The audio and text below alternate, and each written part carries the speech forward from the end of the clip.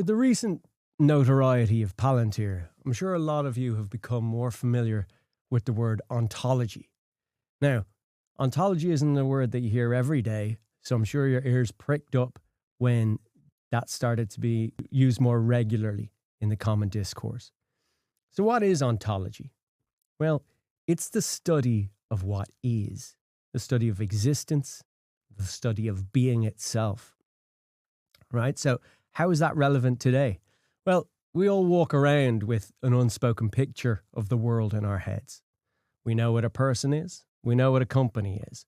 We know what it means to own something or to give something permission or to be responsible for a decision. And most of the time, that picture stays invisible. But then sometimes it starts to break. And as ontology is the ancient name for the discipline that studies that picture, being the philosophical examination of being and existence, it asks what kind of things there are, how they can be grouped, and what relationships make them real to one another. And it now sits inside the operating model of financial institutions.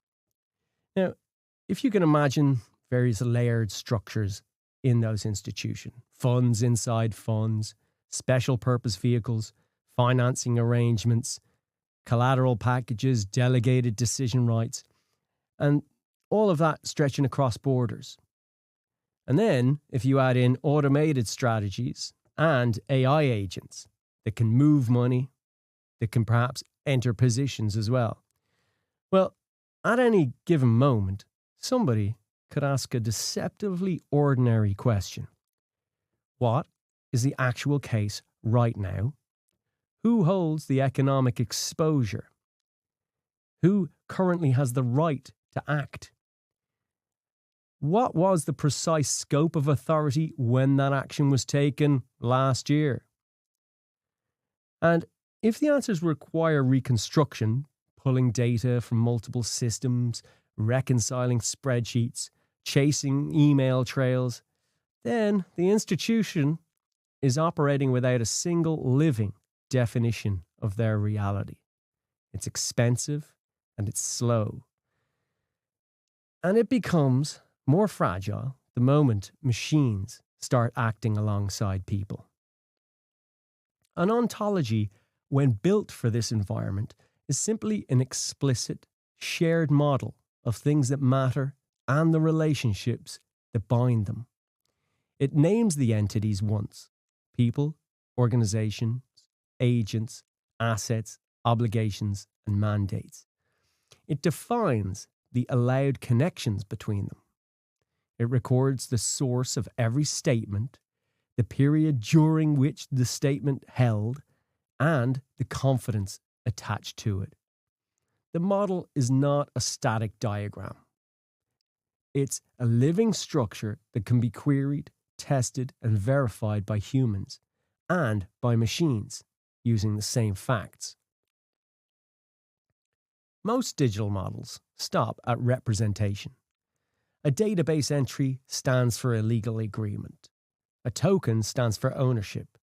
A credential stands for identity. Representation is useful, but it's not the same as presence. When verifiable credentials are bound to digital wallets that can actually move stablecoins, when those movements settle on a permissioned layer 1, and when the legal agreements themselves are signed with quantum-resistant cryptography, and when every action is anchored so it can be checked independently years later, the digital assets stop being mere stand-ins. They become operative reality for the purposes of the system. Ownership is not described, it's enforced. Authority is not summarized, it is the live condition under which an agent is allowed to act. History is not reconstructed, it is the continuous, forward-only record that remains valid even when the machines that verify it have changed. That is the difference between modeling the world and giving the institution a single, enforceable vision of what is. Look through of complex positions becomes a direct question rather than a project. Mandate compliance becomes continuous rather than periodic.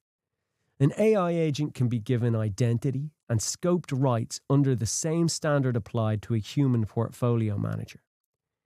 And the records created today remain independently checkable decades from now, long after classical cryptography has reached the end of its useful life. Institutions that continue to treat what is true as something assembled after the fact will keep paying the cost of that assembly.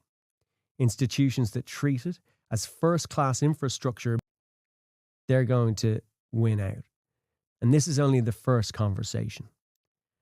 Later, we'll look at how such a model behaves with real fund structures, how authority and AI agents interact inside it, and what changes when proof itself becomes portable and long-lived. For now, the starting point is simple. Ontology is the study of what is, and the organizations that take that study seriously stop managing around incomplete pictures of reality. They install a coherent one. If any of this resonates with the way your institution currently answers the question of what is actually true, the next step is a private discussion, quiet, practical, and without obligation, to see whether your model can be explored with your data. I look forward to that discussion.